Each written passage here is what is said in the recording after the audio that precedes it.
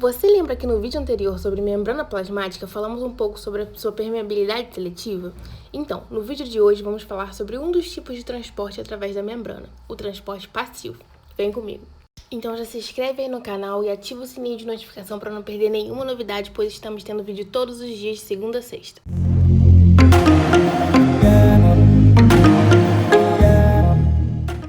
Então, relembrando, a membrana plasmática funciona como uma fronteira, permitindo ou não a entrada e saída de substâncias. Desse modo, dizemos que ela é seletivamente permeável. Com isso, algumas moléculas atravessam a membrana sem gasto de energia.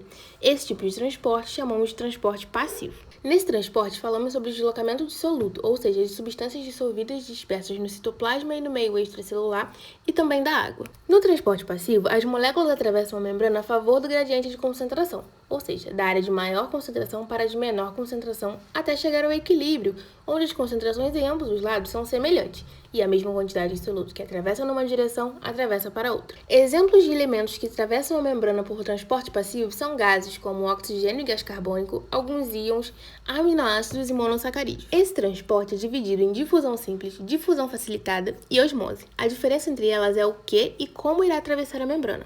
Na difusão simples, o processo é espontâneo e sem gasto de energia. As moléculas vão se movimentar e atravessar a membrana semipermeável do local de maior concentração para o de menor concentração, de modo a atingir o equilíbrio.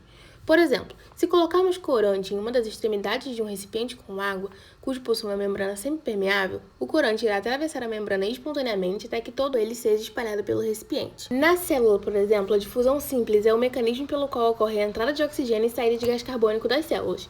No citoplasma, há menos oxigênio do que no meio extracelular, portanto, a tendência desse gás é entrar na célula. Com o gás carbônico ocorre o inverso. Esse gás está em maior concentração dentro da célula, portanto, tende a sair.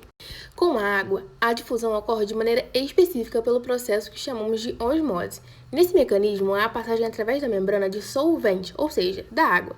Isso ocorre pois nas diferentes soluções a água está dissolvendo algum soluto. Portanto, o transporte de água ocorrerá do ambiente onde a água está mais disponível para onde ela está menos disponível, tendendo ao equilíbrio das concentrações. Veja no exemplo. Temos um copo dividido por uma membrana semipermeável, moléculas de água e açúcar. Por osmose, a tendência da água é seguir do lado 1 para o lado 2, pois nesse lado há mais moléculas de açúcar a serem dissolvidas e menos água disponível para que isso ocorra. Como a água foi transportada para esse lado, seu volume aumentou de tamanho, como vemos na imagem.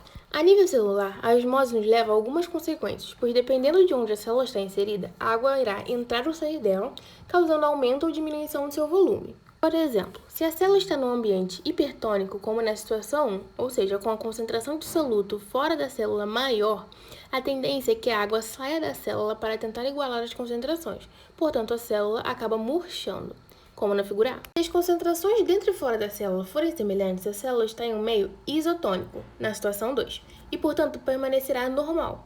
Porém, caso a concentração dentro da célula for maior em relação ao meio extracelular, dizemos que ela está em um meio hipotônico, na situação 3. E, portanto, a tendência é a água entrar, podendo causar lise, ou seja, rompimento da célula. Na célula vegetal, esses processos estão diretamente influenciados pela parede celular, que é rígida e impede que a célula rompa num ambiente hipotônico, por exemplo, como na imagem D.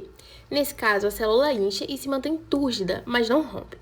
No caso de um ambiente hipotônico, a célula também não murcha completamente por causa da parede celular. O que ocorre é que a célula diminui seu volume e a membrana plasmática se desgruda da parede, causando morte celular, como na figura C. Chamamos isso de plasmólise.